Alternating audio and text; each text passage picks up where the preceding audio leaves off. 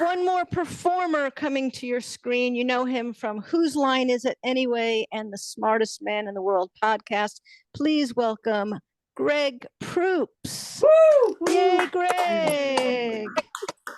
Hello, everybody. Good evening. Is Scott done yet, or? Okay. Yeah, you're on. You know, yeah. I'm relaxing here in my psychedelic pod here in San Jose. It's good to ever see everyone again. I know a lot of you are thinking, oh my God, you're so much fatter than the last time I saw you. I waited till after COVID to gain like 30 pounds. I don't want to run with the pack. Anyway, it's exciting to be here. I'm back in the Bay Area. I'm from San Carlos, California, the whitest place on the face of the earth, home of the Plain Yogurt Festival. Take the fruit out. The powerful taste is burning our tongues. We hate that spicy ethnic fare. Where Harry Styles is found in the hip hop section. San Carlos is so white. Our white Catholic is it? school, thank you. Now it's the Gong Show. I'll be doing references no one gets but me for the rest of the evening. San Carlos is so white. Our Catholic school was called St. Charles. St. Charles means San Carlos, y'all. Town fathers of San Carlos were like, San Carlos, that sounds kind of Mexican, don't you think? Maybe we should change it to St. Charles so people feel comfortable. Then I moved to San Francisco, and I consider myself a San Franciscan. There's two things when you're from San Francisco. One, everything, and two, no matter where you are, isn't as cool as where you're from. People are always trying to sell me on other cities. They're like, oh my God, Nashville. And you're like, doesn't Kid Rock have a bar there? But they'll go, oh, don't you love New York or New Brunswick or whatever it's called? I'm from San Francisco. My natural inclination to detest elsewhere kicks in and gives me an innate superiority no matter where I am. I mean, I adore going to New York, and then I get there and I'm like, kind of crowded. I'm almost certain during the summer they bring in urine from other cities. Sorry, that one made me laugh. San Franciscans are inconceivably parochial, self-referential, and completely up our own coulee. We call San Francisco the city, no matter where we are. I can be in Paris, London, wherever, and it's always, oh, the city. And people are like, the city? And I'm like, hello? Yeah, the city. Ding, ding, hello. I'm a crab. Look, sourdough bread. Look at the view. The city, the place that everywhere in America hates. We have, gay people, and we let people do whatever we want. There's no giant billboard with a fetus on it glaring at you or whatever. The city with the black mirror, the woman mirror that keeps you up at night, that all of your anger is aimed toward. The city that you go to, and then you come in the summertime and you're not aware that we don't have summer in San Francisco. Special climate thing we have here. You may remember when the country was on fire a week or two ago, and the entire map of the United States was bright red. San Francisco, 55. Holding the climate line in San Francisco. People come from other towns, like what's another town? Cleve, whatever, and they come and they oh my God, it's so nice, it's so sunny, and then 2 o'clock the fog sneaks over the mountain, 3 o'clock the fog's made its way over the mountain, and then they're freezing to death, and they have to buy an Alcatraz sweatshirt and wear it the rest of the day. And that's our punishment on the rest of the world. We have summer in September and October, okay? It's deferred in San Francisco, and we call it fantastically Indian summer, because clearly the local Ohlonies and whatnot were like, you know what? August is so busy. let's push things off till autumn when we have a little room. Okay. Uh, I live in Los Angeles now because I'm shallow and I have no feelings for other people whatsoever. And it's working out really, really nice. We're on strike right now. I'm a member of several unions. I'm a member of the League of Superheroes and also SAG and AFTRA. And so when the strike started for SAG, the writer's strike started first, but I wasn't as supportive of the writer's strike because I'm on an improv show. And I've been on an improv show for 30 years and I've been writing all the jokes on that show. And I haven't seen one goddamn check from the Writers Guild. I'll tell you that much. But when the actor strike started, I went to Paramount and I went and I got my ticket signed and it was so Hollywood. I sign in at the desk and the woman says, oh, there's no more t-shirts. You need to get here earlier. And I'm like, did I miss first call? Where's the catering? And of course there was. Later there was pizza. But after spending all day with a bunch of actors and watching them act like they were in the 8th grade lobby of the theater, I'm against them now. I changed sides. I don't really. If you've ever spent any time around a bunch of actors, it will drain your soul out bit by bit. They have the ego of a puppy. Like, are you looking at me now? Are you looking at me now? Are you looking at me now? Yeah, I'm looking at you now. And so imagine a bunch of them out of work with signs on, and now they get to wear funny hats. I'm going to work on that joke, but when I get it fixed, God damn it, it's going to be great. I think you'll really, really enjoy that. So now I live in Hollywood, and Hollywood's not a city. San Francisco's a city because things are next to other things. In Hollywood, you say to a friend, let's go get a drink. And then you get in a car and you drive and you drive and you drive until time bends back on itself in an inverted moment.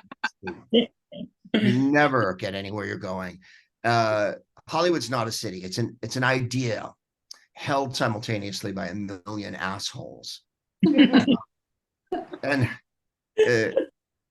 people, I don't know if you're aware of this. Some of you probably don't live on the West Coast. Some of you might live in, what do they call it? The Midwest, is it?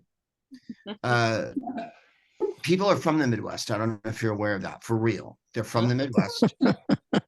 They moved to San Francisco and they try, and then they always want to tell me where they're from. And I have no interest in where you're from. The moment of your blooming is the moment of my wilting. People will walk up to me, square their shoulders, look me straight in the eye and go, Greg, I'm from Buttermilk, Indiana. And I'll think, oh, well, that sucks. But look, here you are. You're making an effort. Well done. Well, where I come from sucks. That's why you're here now. Let's be honest. No one in the history of the United States has ever moved from California to Indiana. You don't go to Indianapolis and find a block with a bunch of coffee shops and a rainbow flag and a bookstore or whatnot. No. But where I come from, we believe in Jesus. We don't have Jesus here in California. Okay, he doesn't live here. I'm from San Francisco. Our Jesus is a Filipino lesbian with an enormous clitoris ring, and she. Can we say that? You do. And in the LA, our Jesus is a guy who works at Paramount, and you have to teabag him to get what you want in this world. But where you come to California, and there's nowhere to park. Yeah, popular. Go back to Indiana. Park wherever you like. BTK, Killer, Children of the Corn, psycho, Christian, homophobic basketball tournament, or whatever you got going on there. Park wherever you like. Listen, but where I come from blows. All right, let's just settle this. Why don't you dye your hair, get a piercing, get a tattoo? I know, join a Wiccan collective. Become a witch, celebrate Beltane. Go to the corner do a bong hit, sit down with your computer and pretend to write a book like every other Frozen. asshole from your town here. Look, when the whole point of your existence is to eat so many pork chop sandwiches while you're watching the pig races at the county fair that you grow so large that you have to be buried in a double wide trailer, but held but in a piano crate, lowered with a crane. When your whole idea of your existence is to grow so large that you replace the bison that once roamed that area, you need to check yourself before you wreck yourself. And these are the people who are like, they nothing's ever enough for them. I want to know what white people are so angry about, because you talk to white people or you watch the news or whatever, and they'll go like, well, I don't like the direction the country's going in. When wasn't it going your way? You're a white person. Look at all the wins you have in your win column. No one ever gets done for being a sexual predator. You had Mango Mussolini as president for 4 years, a Papaya Pinochet, a Oompa Loompa oligarch, the Kremlin-controlled carrot, sweet potato Stalin, Orange Julius Caesar, Adolf Hitler. He was president for 4 years. One Black person got something once, and that's enough to throw you into a complete tailspin. And there, sorry, that one made me laugh, and the whole crowd's gone quiet here. But thank you, I can't hear. I'm deaf as a post. And then they'll say, see, I couldn't be happier because we have a Black vice president, right? We have a Black woman from San Francisco as our vice president. To me, that's the greatest thing that's ever happened in the history of the country. When you go to new places in the United States, I'm not that happy about it. It's not as much of a joy bringer as it is for me. I go to Florida and they're like, wow, I like the other guy. The other guy? You mean the one who looked like he was confused about everything that happened? The one who had no feeling on his skin and couldn't feel a fly land on his face because the evil inside him was bubbling up so hard. The one who attended his own execution and wasn't aware of it. That's the one you miss. That's the one you miss. Because white people will give other white people every break in the world. But if the one Black woman gets something, and then it makes them sad. And they're like, well, every time a Black woman gets anything, it makes my penis shrink incrementally. That's what they should put on their hat. Instead of MAGA, it should say, every time a Black woman gets anything, my penis shrinks incrementally. Black woman in the Supreme Court. There's 2 lesbian governors. We have a Black woman in the White House. And then, oh, gee, I don't know why people got so angry and attacked the Capitol. Maybe it was the Jew and the Black guy going into the Senate from Georgia on the same day that tipped them over the edge. So I have to hear white people say, COVID doesn't exist. I don't want to take the vaccination. And Biden's not really president. And I got to attack the Capitol. And I think, how do my cousins have time for all of this? Yeah, I thought they were busy, getting restraining orders. And I mean, you had time to put on a mankini and a Viking helmet and attack the Capitol and bring bear spray with you. You can't even get the dead refrigerator off your lawn.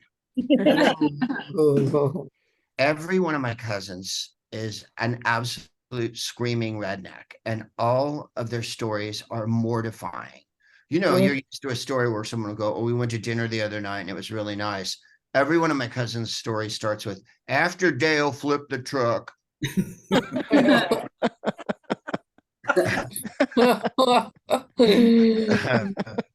So, I've had a lot of nice compliments in the last year.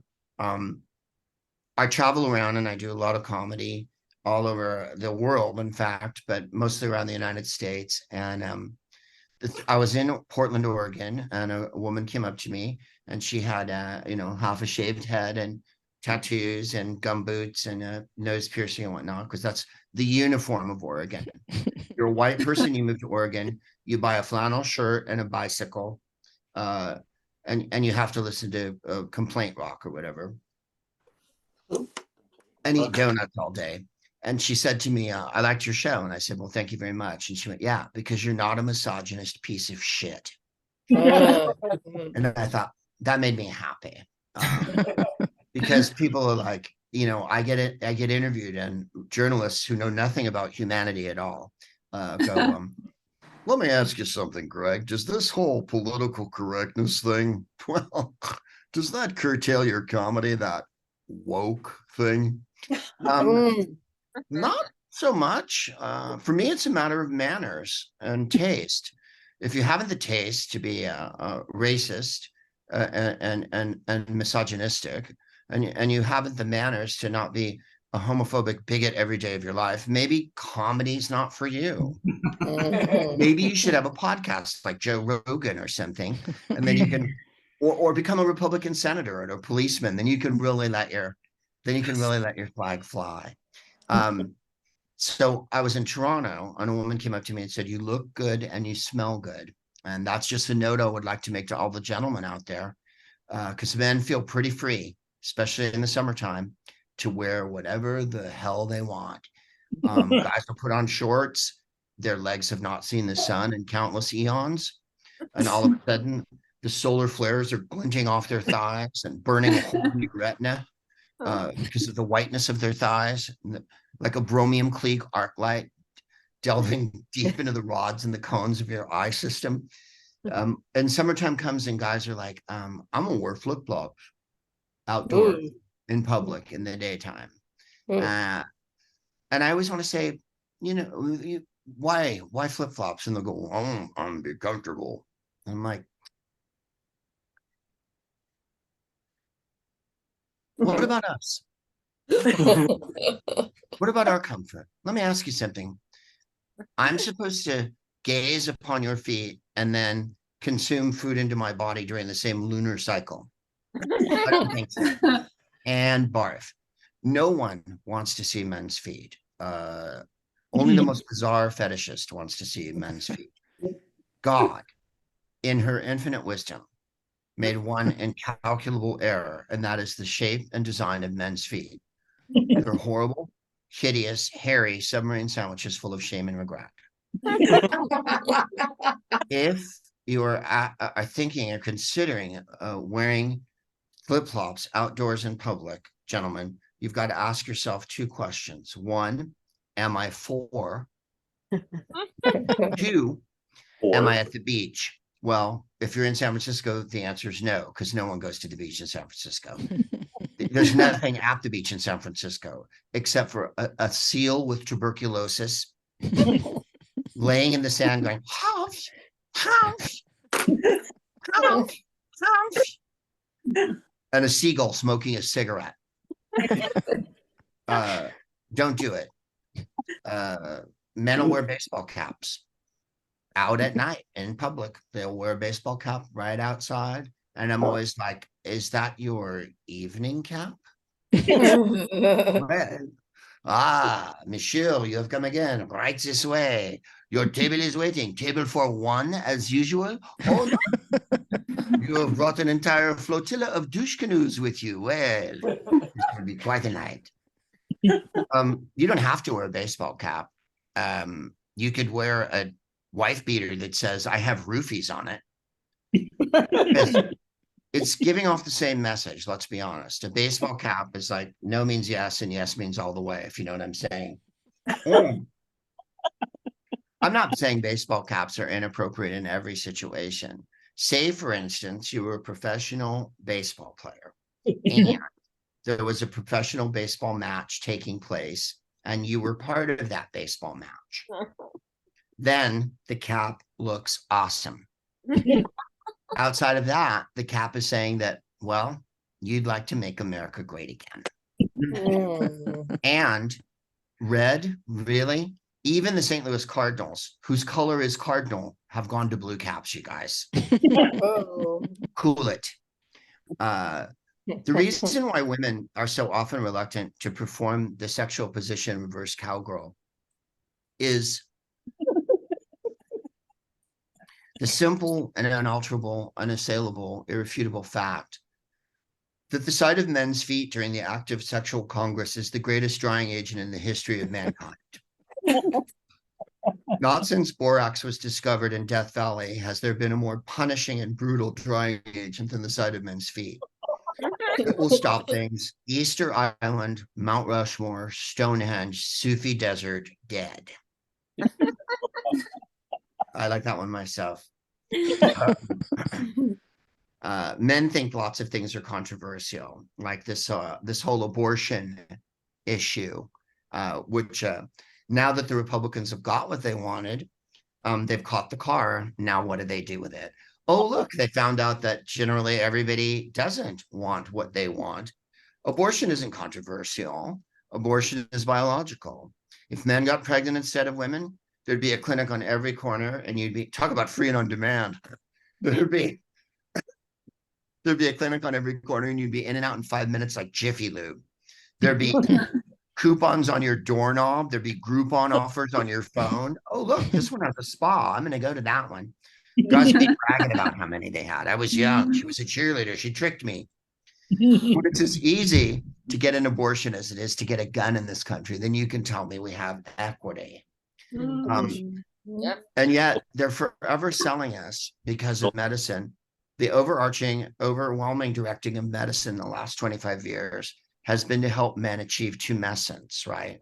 And men are so deluded. They're like, I wish my thing was bigger. I'm like, really? You know how it can be bigger? Lose some weight, Tiger. Then you'll see the old champ every once in a while. And it won't just be a dim and distant memory when you look southward. I mean, I'm so tired of seeing ads for Cialis and Viagra and all that. I can't watch telly. There's always a Viagra ad. It's always the same. Super hot couple in their 50s with silver in their hair, driving in an open air car near the beach. And then they'll look at each other and one will go, and you're like, oh, gross. That's the international tumescent nod. And I just don't want it.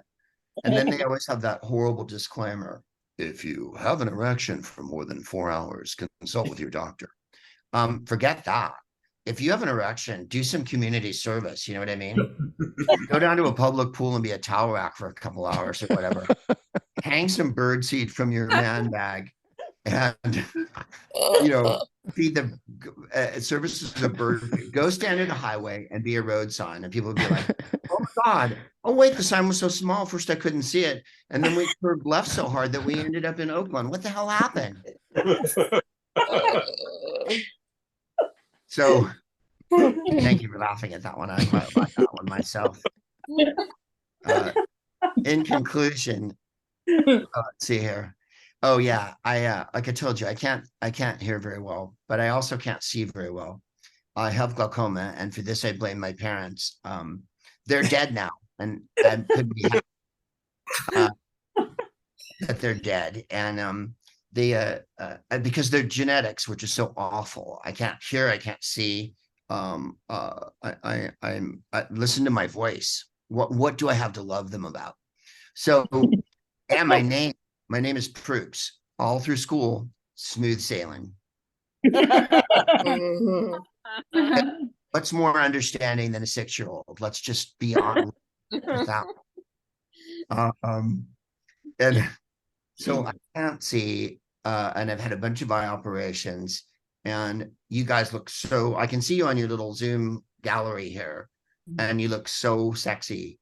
Everything is, now I see everything in kind of a Vaseline coated lens, super fuzzy, semi-arty, out of focus, kind of lesbian vampire movie from the set. Your skin is really smooth and your hair has a lustrous sheen and whatnot. So the doctor and have a glaucoma operation, and she took out cataracts as well. And that she didn't have the greatest bedside manner in the world. I was tied to a gurney and they taped my head down, and she leaned over me and she went, relax. So anesthesiologist pitches up and he goes, "I'm Dr. Berlin." And I'm like, Oh, not Oh. kidding. I'm Dr. Berlin. And I was like, that's completely unacceptable. And my family wants their diamonds back. Part of the Jewish humor we like to do so much here at the old Kung Pao comedy. So, I on the table and she's poking around, right? And she poked a little hard, and I went, ah. And I swear to you, the doctor went, "How are you doing?" And I was like, "Had better days. I don't know about you." And this part I loved.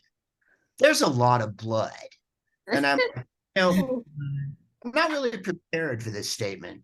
Maybe switching roles now, and that I should be the doctor and you should be the patient. I'm not. Once the blood leaves my eye, it's yours. You know what I mean? You have to deal with that now. So she put stitches in my eye, and I have to go get them taken out.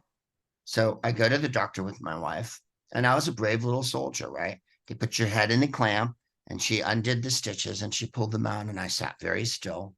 And she looked at me and she went, "You did good. You took it like a woman." Thanks very much, you guys. You've been absolutely lovely. I appreciate it. Good night, everybody. Yay. Let's hear it for Greg Proops.